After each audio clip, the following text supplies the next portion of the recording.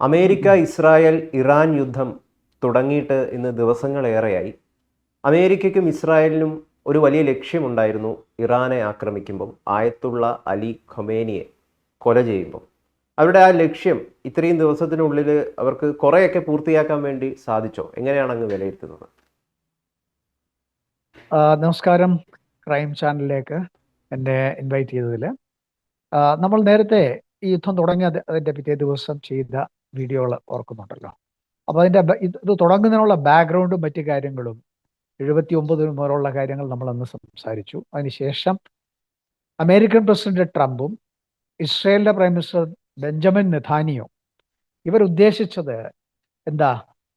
അയത്തുള്ള കൊമേനിയെ കൊന്നുകഴിഞ്ഞാൽ, അല്ലെങ്കിൽ Islamic revolutionary ഗാർഡിന്റെ top അധികാരികളെയും ലീഡേഴ്സിനെയും കൊന്നുകഴിഞ്ഞാൽ ഒരു റെജിം ചേഞ്ച്, ഇപ്പോഴുള്ള ഭരണകൂടത്തെ മാറ്റിമറിക്കാം എന്നുള്ളതായിരുന്നു ഇവരുടെ ഉദ്ദേശം. അതനുസരിച്ച് ബംഗ്ലാദേശിലെ പോലെയോ അല്ലെങ്കിൽ ഭൂട്ടാനിലെ പോലെയോ അല്ലെങ്കിൽ ഒരു പപ്പറ്റ് ഗവൺമെന്റ്, അല്ലെങ്കിൽ ഒരു പാവ പോലുള്ള ഒരു ഗവൺമെന്റിനെ അവിടെ ഇൻസ്റ്റാൾ ചെയ്തിട്ട് അമേരിക്ക പറയുന്നതനുസരിച്ച് കാര്യങ്ങൾ മുമ്പോട്ട് പോകും. പക്ഷേ അതെല്ലാം അവർ ഒരിക്കലും നടക്കാത്ത രീതിയിലേക്ക് വന്നിരിക്കുന്നു. കഴിഞ്ഞ 9 ദിവസമായി നമ്മൾ കണ്ടുകൊണ്ടിരിക്കുകയാണ്. ഈ 9 ദിവസത്തിനുള്ളിൽ 28 തീയതി, ഫെബ്രുവരി 28 തന്നെ അയത്തുള്ള ഖൊമേനിയും അമേരിക്കൻ ഇസ്രായേൽ, ഇറാന്റെ ടോപ്പ് റവല്യൂഷണറി ഗാർഡിന്റെ ടോപ്പ് ലീഡേഴ്സിനെയും ഡിഫൻസ് മിനിസ്റ്റർ ഉൾപ്പെടെയുള്ളവരെ കൊന്നെങ്കിൽ പോലും അവിടെ സെക്കൻഡ് ലൈൻ, തേർഡ് ലൈൻ ലീഡേഴ്സാണ് ഇപ്പോഴെ കാര്യങ്ങൾ മുമ്പോട്ട് കൊണ്ടുപോകുന്നത്.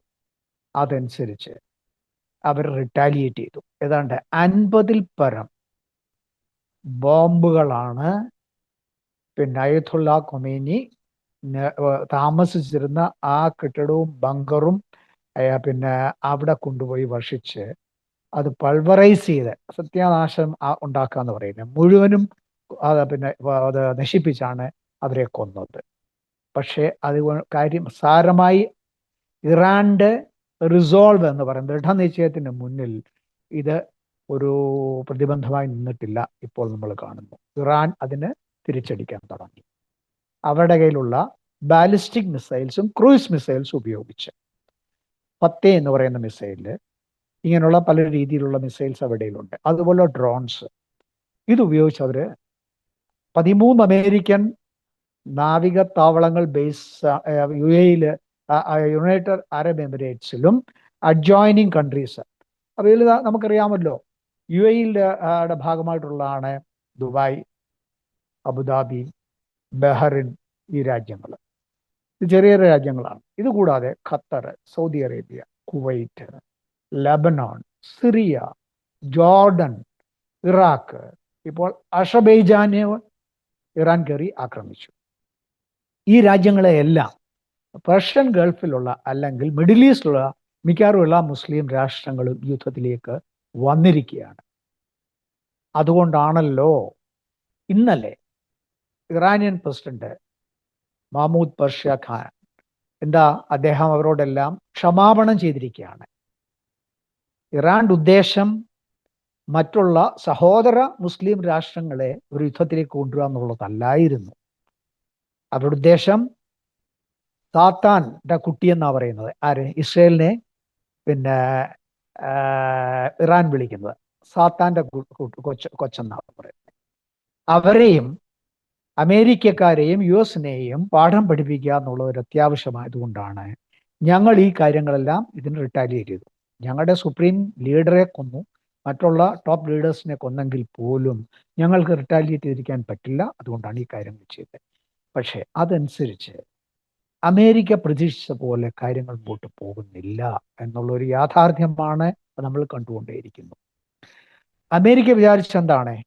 അമേരിക്കയുടെ long range ബോംബേഴ്സായ B-1, B-2, B-52 എന്ന് പറയുന്ന ഈ വലിയ വലിയ അത് പറയുന്നത് കൂടുതൽ ദൂരം പറന്നുയർന്ന് UK-യിൽ നിന്ന്, ബ്രിട്ടനിൽ നിന്ന് പറന്നുയർന്ന് ഇറാനിൽ വന്ന് ബോംബ് ചെയ്തിട്ട് തിരിച്ചു പോകാനുള്ള സൗകര്യമുള്ളവരാണ് വലിയ വലിയ 10,000 കിലോമീറ്ററോളം പറന്നു പോകാനും വരാനുള്ള റേഞ്ചുള്ള വിമാനങ്ങളാണ്. ആ വിമാനങ്ങൾ കൊണ്ട് ഉപയോഗിച്ച് അവർ ബോംബ് ചെയ്ത് ഇത് ഇത്രമാത്രം നാശനഷ്ടങ്ങൾ ഉണ്ടായെങ്കിൽ പോലും ഇറാൻ ആണെങ്കിൽ ചെറുത്തു നിൽക്കുകയാണ്. ഇറാൻ മിക്കവാറും ഞാൻ ഈ പറഞ്ഞ എല്ലാ പിന്നെ ഗൾഫ് രാജ്യങ്ങളുടെയും അമേരിക്കൻ വിമാനത്താവളങ്ങളെ ആക്രമിച്ചു. ആ ആക്രമണത്തിൽ പ്രതികരണമായിട്ട് ഈ ഡ്രോൺസും മിസൈൽസും വെടിവെച്ച് വീഴ്ത്തതിൻ്റെ പല ഭാഗങ്ങളും, പല മിസൈൽസും ഡ്രോൺസും വെടിവെക്കാതെ പിന്നെ ലക്ഷ്യസ്ഥാനത്ത് വീണതുകൊണ്ടും നാശനഷ്ടമുണ്ടായി. അതിൻ്റെ ലേറ്റസ്റ്റ് 6 അമേരിക്കൻ സോൾജിയേഴ്സിന് മരിച്ചു. അവരുടെ ഡെഡ് ബോഡി അമേരിക്കയിൽ എത്തി. ഇന്ന് ട്രംപ് ആണെങ്കിൽ അവരെ റിസീവ് ചെയ്തിട്ട് അവരുടെ സെറിമോണിയൽ കാര്യങ്ങൾ ചെയ്യാൻ വേണ്ടി അയാൾ എത്തിക്കഴിഞ്ഞിരിക്കുകയാണ്.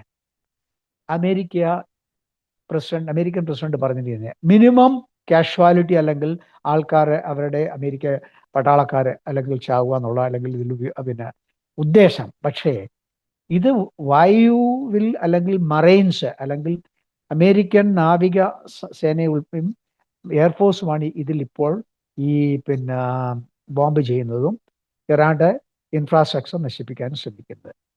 അതുകൊണ്ട് മുഴുവനാകുന്നില്ല.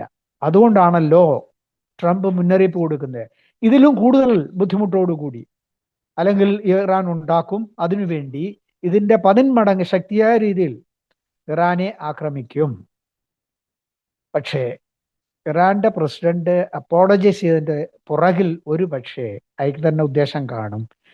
അയൽരാജ്യത്തുള്ള മുസ്ലിം രാഷ്ട്രങ്ങളെ സ്വന്തം ചൊൽപ്പടിയിലേക്ക് കൊണ്ടുവരുന്നതിന് വേണ്ടി ഒരു പക്ഷേ ഒരു ശ്രമം കൂടിയാണോ, അമേരിക്കയ്ക്കെതിരെ തിരിയാൻ വേണ്ടിയാണോ ഇത്, നമുക്കറിഞ്ഞുകൂടാ.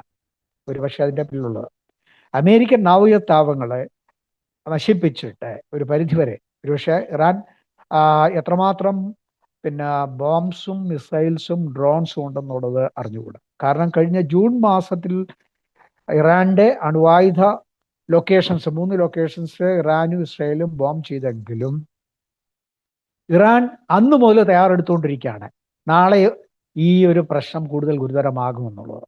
അതിനവർ തയ്യാറെടുത്തത് കൊണ്ട് അവർ കൂടുതൽ പിന്നെ മിസൈൽ സൈറ്റ്സ് റെഡി ചെയ്ത് ലോഞ്ച് ചെയ്താണ് ഇപ്പോൾ ഏതാണ്ട് അമേരിക്കൻ ഇസ്രായേൽ ക്ലെയിം എന്ന് പറയുന്നത് മിക്കവാറും എല്ലാ മിസൈൽ സൈറ്റ്സും അവരുടെ ബോംബേഴ്സ് വന്ന് ബോംബ് ചെയ്ത് നശിപ്പിച്ചു എന്നാണ്. പക്ഷെ അത് എത്രമാത്രം സത്യമുണ്ടെന്ന് അറിഞ്ഞുകൂടാ. കാരണം ഇറാൻ ആണെങ്കിൽ അതിന് തിരിച്ചടി ചെയ്തുകൊണ്ടേയിരിക്കുന്നു. ഇറാന്റെ ഏതാണ്ട് 7000 ചില്ലുവാനം ബോംബ്സ് പിന്നെ അമേരിക്കയും ഇസ്രായേലും ഇറാനെതിരായിട്ട് 670 ലൊക്കേഷൻസിലായിട്ട് 1300 സോട്ടികൾ എന്ന് പറയുന്ന വിമാനം പല പ്രാവശ്യം പോയി അവിടെ ആക്രമിച്ചു എന്നാണ് പറയുന്നത്. ഏതാണ്ട് 1000 ചില്ലുവാനം ഇറാനിയൻ ആൾക്കാർ മരിച്ചു എന്നും 3000 ചില്ലുവാനം കൂടുതൽ ഒക്കെ മുറിവേറ്റു അല്ലെങ്കിൽ അവരുടെ പിന്നെ സീരിയസ് കണ്ടീഷൻസിലാണെന്നും, അതുപോലെ സ്കൂൾ കുട്ടികളുടെ പിന്നെ സ്കൂള് പിന്നെ നശിപ്പിച്ച് 144 കുട്ടികളെ കൊല്ലുക, പിന്നെ വെള്ളം ശുദ്ധീകരിക്കുന്ന ഡീസലൈസേഷൻ പ്ലാന്റ് അമേരിക്കൻ ബോംബിങ്ങിൽ നശിച്ചു. അതുകൊണ്ട് ഏതാണ്ട് 30 ഗ്രാമങ്ങളിൽ വെള്ളം കിട്ടാതായിരിക്കുകയാണ്. ഇന്നലത്തെ സംഭവമാണിത്. അപ്പം ഇറാന്റെ ഇൻഫ്രാസ്ട്രക്ചർ എന്ന് പറഞ്ഞ അടിസ്ഥാനപരമായ പിന്നെ മിസൈൽ സൈറ്റ്സ്, പിന്നെ വെള്ളം ശുദ്ധീകരണശാലകള്, കമ്മ്യൂണിക്കേഷൻ സെന്റേഴ്സ്, പിന്നെ ഈ missile storage locations, oil refineries, oil ശുദ്ധീകരിച്ച് ട്രാൻസ്പോർട്ട് ചെയ്യുന്നതിനുള്ള പൈപ്പ് ലൈൻസ്, ഇതെല്ലാം നശിപ്പിക്കുക എന്നുള്ളതാണ് ഇവരുടെ ഉദ്ദേശം. എന്തുകൊണ്ട് ഇതെല്ലാം നശിപ്പിച്ചതിന് ശേഷം അടുത്തു വരാൻ പോകുന്ന കൂടുതൽ ശക്തമായ അമേരിക്കൻ US അറ്റാക്കിൽ മറ്റുള്ള പ്രദേശവും ഇതിൽ ഉൾപ്പെടുത്തുമെന്ന് അമേരിക്കൻ പ്രസിഡന്റ് ഇന്ന് തുറന്ന് അയാളുടെ പത്രസമ്മേളനത്തിൽ പറഞ്ഞു കഴിഞ്ഞിരിക്കുകയാണ്. അത് എത്രമാത്രം സിവിലിയൻ കാഷ്വാലിറ്റീസ് ഉണ്ടാകും എന്നുള്ളത് സംഭവം നടന്നതിന് ശേഷം പത്രവാർത്തകൾക്കിടയിൽ വന്നെങ്കിൽ മാത്രമേ നമുക്കറിയാൻ പറ്റുള്ളൂ. ഇതിൻ്റെ കൂടെ തന്നെ വളരെ ഇമ്പോർട്ടൻ്റ് ആയിട്ടൊരു കാര്യമാണ്, ഞാൻ കഴിഞ്ഞ വീഡിയോയിൽ പറഞ്ഞു, സ്ട്രെയിറ്റ് ഓഫ് ഹോർമിസ്. ഹോർമിസ് ഉൾക്കടലിലെ 33 കിലോമീറ്ററേ ഉള്ളൂ അത് പിന്നെ ഇറാനും പിന്നെ ഉൾക്കടലിൻ്റെ ഓപ്പോസിറ്റ് പിന്നെ സീഷോറുമായിട്ട്. ഇതിൽ കൂടിയാണ് ഏതാണ്ട് ഈസ്റ്റേൺ കൺട്രീസിലേക്കുള്ള 90% ഓയിൽ അല്ലെങ്കിൽ ലോജിസ്റ്റിക്കൽ മൂവ്മെന്റ്സും കപ്പലുകളുടെ ഗതാഗതവും. ഈ കപ്പലുകളുടെ ഗതാഗതം സ്ട്രെയിറ്റ് ഓഫ് ഹോർമിസ് ഇറാൻ മനഃപൂർവ്വം അടച്ചത് കൊണ്ട് ഓയിലിന്റെ വില കൂടി. 70-75 അമേരിക്കൻ ഡോളറിൽ കടന്നത് 98 അതിൽ കൂടുതലോ ആയി കഴിഞ്ഞിരിക്കുകയാണ്. 4 ദിവസം എനിക്ക്. പക്ഷേ ഇത് കണ്ടിന്യൂ ചെയ്താൽ അത് കൂടാൻ സാധ്യതയുള്ളൂ. ഇപ്പോൾ ഇന്നലെ ഞാൻ പാകിസ്ഥാൻ ടി വിയിൽ കണ്ടതാണ്. എന്തേ, അവിടെ പെട്രോളിന്റെ വില പാകിസ്ഥാന്റെ 1 രൂപ എന്ന് പറയുന്നത് ഇന്ത്യൻ രൂപയെക്കാട്ടിൽ കുറവാണ് അതിന്റെ മൂല്യമെങ്കിൽ പോലും 55 രൂപയാണ് ഇന്നലെ 1 ലിറ്റർ പെട്രോൾ ഡീസലിന് കൂട്ടിയത്. ആൾക്കാർ പെട്രോൾ പമ്പിലാണെന്നുണ്ടെങ്കിൽ ഭയങ്കര ക്യൂ ആയിട്ട് അവരെ പെട്രോൾ അല്ലെങ്കിൽ ഡീസൽ വാങ്ങിക്കാൻ വേണ്ടി. അവിടെ റൈറ്റ്സ് ഒരു ലഹള രീതിയിലേക്ക് പല പ്രദേശങ്ങളിലും പാകിസ്ഥാൻ ടി വി തന്നെ കാണിച്ചു. അവിടുത്തെ ആൾക്കാരെ പത്രക്കാരും റിപ്പോർട്ട് ചെയ്തിരിക്കുകയാണ്. പക്ഷെ ഇന്ത്യയിലാണെങ്കിൽ അങ്ങനൊരു സംഭവം ഉണ്ടാകാതിരിക്കാൻ വേണ്ടി ഇപ്പോഴത്തെ ഭരണകൂടം വേണ്ട കാര്യങ്ങൾ ചെയ്തിട്ടുണ്ട്. എങ്ങനെ? റഷ്യയിൽ നിന്ന് വാങ്ങിച്ചിരുന്ന ഓയിലിന്റെ കുറച്ചു നമ്മൾ 42% നമ്മുടെ ടോട്ടൽ 85% നമ്മൾ ക്രൂഡ് ഓയിൽ ഇമ്പോർട്ട് ചെയ്യാണ്. മറ്റു പല ഗൾഫ് കൺട്രീസിൽ നിന്നും, ഇറാനിൽ നിന്നും, ഇറാഖിൽ നിന്നും, ഖത്തറിൽ നിന്നും, മറ്റുള്ള രാജ്യങ്ങളിൽ നിന്നുമല്ല. പക്ഷേ അതിൽ ഏതാണ്ട് 30% കൂടുതൽ റഷ്യയിൽ നിന്നായിരുന്നു. അത് കുറച്ചാണെങ്കിൽ ടാരിഫ് ട്രേഡ് എഗ്രിമെന്റ് സൈൻ ചെയ്യാനുള്ള 1 വർഷമുള്ള പ്രഷർ കൊണ്ട് അത് കുറച്ചതിന് ശേഷം ഇപ്പോൾ വീണ്ടും നമ്മളത് കൂട്ടാൻ വേണ്ടി ശ്രമിച്ചു കഴിഞ്ഞു. കാര്യങ്ങൾ മുമ്പോട്ട് പോകുന്നു എന്നാണ് ഞാൻ വളരെ വ്യക്തമായിട്ട് അറിഞ്ഞത്. അതുപോലെ ഇന്ത്യയുടെ പ്രതിരോധ മന്ത്രി ശ്രീ ജയശങ്കർ ഈ ഗൾഫ് രാജ്യങ്ങളിലെ പ്രധാനമായിട്ടും പിന്നെ ഖത്തർ, ഒമാൻ, ഇറാൻ ഇവരുമായിട്ടൊക്കെ സംസാരിച്ചിട്ടുണ്ട്. ഇന്ത്യയിലെ എണ്ണക്കപ്പലുകളെ, അതായത് 100 ചില്ലുവാന എണ്ണക്കപ്പലുകളും ചരക്ക് കപ്പലുകളും സ്ട്രെയിറ്റ് ഓഫ് ഹോർമിസ് ക്രോസ് ചെയ്യാൻ വേണ്ടി വെയിറ്റ് ചെയ്യാണ്. അത് ക്രോസ് ചെയ്യാൻ വേണ്ടി ഇറാൻ അനുവാദം കൊടുക്കാമെന്നുള്ളതാണ് ലേറ്റസ്റ്റ് ഒരു ഇൻപുട്സ് കിട്ടിയിരിക്കുന്നത്. അതുപോലെ തന്നെ പക്ഷേ ചൈനയ്ക്ക് വേണ്ടി, ചൈനയും ഇറാനുമായിട്ട് നല്ല പിന്നെ അണ്ടർസ്റ്റാൻഡിങ് ഉള്ളത് കൊണ്ട് അവരാണെങ്കിൽ ഓൾറെഡി ചൈനയുടെ പിന്നെ പതാക വെച്ച കപ്പലുകളാണെങ്കിൽ സ്ട്രെയിറ്റ് ഓഫ് ഹോർമിസിൽ നിന്ന് പോകാൻ അനുവദിച്ചു. ഇതിനിടയ്ക്ക് ഇറാന്റെ ഡ്രോൺ മിസൈൽ അറ്റാക്കിൽ ചില ടാങ്കറുകൾ, ഓയിൽ ടാങ്കറുകൾ നശിപ്പിച്ചു കഴിഞ്ഞു ഓൾറെഡി. ഇതൊക്കെ കണ്ട് പേടിച്ചിട്ട് ഇതിന്റെ വളരെ ഇൻഡയറക്റ്റ് ആയിട്ടുള്ള ഒരു പ്രശ്നം ഇതോടെ അറിഞ്ഞാൽ നല്ലതായിരിക്കും. എന്താണെന്ന് വെച്ചാൽ ഈ എല്ലാ ചരക്കും മൂവ് ചെയ്യുന്ന കപ്പലുകളും ഓയിൽ ടാങ്കറുകളും ഇത് കോടിക്കണക്കിന് രൂപ വിലയുള്ളതാണ്. ഈ കപ്പലുകൾ ചരക്ക് കയറ്റിയതിനു ശേഷം ഒരു പ്രദേശത്ത് ഒരു തുറമുഖത്തിൽ നിന്ന് വേറൊരു തുറമുഖത്തിൽ, ഇന്ത്യയിൽ നിന്ന് ഇപ്പൊ അമേരിക്കയിൽ നിന്ന് ഉള്ള പിന്നെ തുറമുഖത്തിൽ നിന്ന് യാത്ര ചെയ്തു, അല്ലെങ്കിൽ ഇറാനിൽ നിന്ന് യാത്ര ചെയ്തു, ഇന്ത്യയിൽ എത്തണമെങ്കിൽ ഇതിന് ഇൻഷുറൻസ്, ട്രാൻസിറ്റ് ഇൻഷുറൻസ് ചെയ്യും. ഈ ഇൻഷുറൻസ് ഇതിന്റെ മൊണോപ്പൊളി എന്ന് പറയുന്ന കമ്പനി UK-യിലുള്ള കമ്പനിക്കാരാണ്. ഇവരാണെങ്കിൽ ഇപ്പം ഈ ഹോർമിസ് സ്ട്രെയിറ്റിൽ കൂടെ ഉൾക്കടലിൽ കൂടി പോകുന്ന കപ്പലുകളുടെ അവർ ഇൻഷുറൻസ് കൊടുക്കാൻ വിസമ്മതിച്ചിരിക്കുകയാണ്. ഇങ്ങനെ വിസമ്മതിച്ചതിന്റെ ഭാഗമായിട്ട് കപ്പൽ കമ്പനിക്കാരും തയ്യാറല്ല.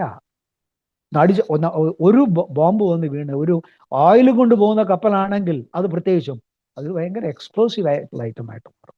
നാശനഷ്ടങ്ങളും കോടിക്കണക്കിന് രൂപയാണ്. അത് ഇൻഷുറൻസ് കമ്പനി അത്രയും കൊടുത്തില്ല. ഇതൊരു വളരെ ഇൻഡയറക്റ്റ് ആയിട്ടുള്ള ഒരു ഇമ്പാക്റ്റ് ആണ്. റൈറ്റ്. അപ്പോൾ ഇന്ന് രാത്രിയിൽ എന്താകും സംഭവം? ഇന്നലെ രാത്രിയിൽ വലിയ സംഭവം ഉണ്ടാവുമെന്നാണ് അമേരിക്കൻ പ്രസിഡന്റ് പറഞ്ഞു. ഇസ്രേലി പ്രസിഡന്റ് പിന്നെ പ്രൈം മിനിസ്റ്റർ നെതന്യാഹു പറഞ്ഞതെങ്കിൽ പോലും ഒന്നും സംഭവിച്ചില്ല ആസ് ഓൺ ടുഡേ. പക്ഷേ പലതും സംഭവിക്കാം. We have to wait and watch. ഈ യുദ്ധം ഒരു പക്ഷേ പഴയ കൊറിയൻ വാർ പോലെ 50-ൽ നടന്ന നോർത്ത് കൊറിയയും അമേരിക്കയും, അല്ലെങ്കിൽ നോർത്ത് കൊറിയയും സൗത്ത് കൊറിയയും ഒന്നിച്ചാക്കാൻ വേണ്ടി നടന്ന യുദ്ധം പോലെയും, അല്ലെങ്കിൽ പിന്നെ അഫ്ഗാനിസ്ഥാനിൽ പിന്നെ തുന്നമ്പാടി അമേരിക്കക്കാർ പോയതുപോലും, അതുപോലെ വിയറ്റ്നാം യുദ്ധത്തിൽ നടന്ന പോലെയോ ഇതൊരു പക്ഷെ മുമ്പോട്ട് പോകാൻ സാധ്യതകളുണ്ട്. തള്ളിക്കളയാൻ പറ്റത്തില്ല ഇന്നത്തെ സ്ഥിതിയിൽ. അതുപോലെ ഉക്രൈനിൽ നിന്ന് റഷ്യ വിചാരിച്ചു ഉക്രൈൻ ആണെന്നുണ്ടെങ്കിൽ പിടിച്ചെടുക്കാമെന്ന്. 4 വർഷം കഴിഞ്ഞില്ലേ? 4 ദിവസം നോക്കി ഒരു പിടിച്ചൊന്നില്ലേ. ഇപ്പോൾ ഒരു വളരെ രസകരമായ ഒരു കാര്യം എന്ന് പറയുന്നത്, വ്ളാഡിമിർ സെലൻസ്കി ഉക്രൈൻ്റെ പ്രസിഡന്റ് പറയുന്നത്, ഞങ്ങൾ വേണമെന്നുണ്ടെങ്കിൽ മിസൈൽസും ഡ്രോൺസും വില ഞങ്ങൾക്ക് ഇത്ര കാശ് തന്നാൽ തരാം. ഒരു ഡ്രോൺ $50,000 തരാമെന്ന് വരെ പറയുന്നിരിക്കുന്നു. ആർക്ക് വേണ്ടവർ വാങ്ങിക്കുക, ഇറാൻ വേണമെങ്കിൽ തരാമെന്ന്. റൈറ്റ്. എനിവേ, ഇങ്ങനെയൊക്കെയുള്ള സിറ്റുവേഷൻസ് കാര്യങ്ങൾ മാറിയിരിക്കുകയാണ്. പക്ഷേ അത് എന്താകും വലിയ ഒരു ക്വസ്റ്റ്യൻ മാർക്ക്, അനിശ്ചിതാവസ്ഥയിലാണ് ഇന്ന് ലോകം. വളരെ സീരിയസ് ആയിട്ട് ഉറ്റുനോക്കേണ്ടതാണ്. ഇപ്പൊ ഇന്ത്യയിലാണെന്നുണ്ടെങ്കിൽ പാചകവാതത്തിന്റെ വില 60 രൂപ ഇന്നലെ മിനിയാന്നോ കൂട്ടിക്കഴിഞ്ഞിരിക്കുകയാണ്. റൈറ്റ്. അപ്പോൾ പക്ഷെ അത് ഡീസലിനും പെട്രോളും ഉണ്ടാകുന്നൊക്കെയുള്ള അഭ്യൂഹങ്ങൾ എങ്ങനെ ആന്റി ഇന്ത്യ ലോബി നടത്തിക്കൊണ്ടിരിക്കുകയാണ്. പക്ഷെ അത് നടക്കില്ല എന്നുള്ളത് വളരെ ക്ലിയർ ആയിട്ട് പിന്നെ സെൻട്രൽ ഗവൺമെന്റ് പറഞ്ഞിട്ടുണ്ട്. ആഡ്യൂക്കേറ്റ് സ്റ്റോക്ക് നമ്മുടെ കയ്യിലുണ്ട്. ആവശ്യത്തിന് പിന്നെ ഓയില് ഇന്ത്യയിലേക്ക് കൊണ്ടുവരുന്നുള്ള സംവിധാനങ്ങളും ഉണ്ട്. കാരണം നമ്മൾ ഡൈവേഴ്സിഫൈ ചെയ്തിട്ടുണ്ട്. ഒരൊറ്റ സോഴ്സിൽ നിന്ന് ഒരാളിൽ നിന്ന് മാത്രമല്ല സാധനം വാങ്ങിക്കുക. പണ്ട് നമ്മളിപ്പം നമ്മുടെ വെപ്പൺസ് റഷ്യയിൽ മാത്രം നമ്മൾ പിന്നെ എന്താ പറഞ്ഞ് ഡിപ്പെൻഡ് ചെയ്തിരുന്നു എല്ലാ തരത്തിലുള്ള പിന്നെ ആയുധങ്ങളും വാങ്ങിക്കുന്നത്. ഇപ്പം അത് പോയല്ലോ. അമേരിക്കയിൽ നിന്ന് വാങ്ങിക്കുന്നു, ഫ്രാൻസിൽ നിന്നും വാങ്ങിക്കുന്നു, ജർമ്മനിയിൽ നിന്നും വാങ്ങിക്കുന്നു, ഇസ്രായേലിൽ നിന്നും വാങ്ങിക്കുന്നു, അല്ലേ? പിന്നെ മേക്ക് ഇൻ ഇന്ത്യ വന്നു കഴിഞ്ഞു. ഇപ്പോൾ മേക്ക് ഇൻ ഇന്ത്യ ആത്മനിർഭർ ഭാരതിലേക്ക് നമ്മൾ ഇമ്പോർട്ട് ചെയ്തിരിക്കുകയാണ്. കഴിഞ്ഞ സാമ്പത്തിക 25,000 കോടിയിലധികം നമ്മൾ നമ്മുടേതായ ആയുധങ്ങൾ എക്സ്പോർട്ട് ചെയ്തു. അപ്പോൾ ഇപ്പോൾ ഈ സിറ്റുവേഷനിൽ ഈ യുദ്ധം ഒരു അനിശ്ചിതാവസ്ഥയിലാണ്. We have to wait and watch എങ്ങനെ എന്നുള്ളത്. നന്ദി, നമസ്കാരം.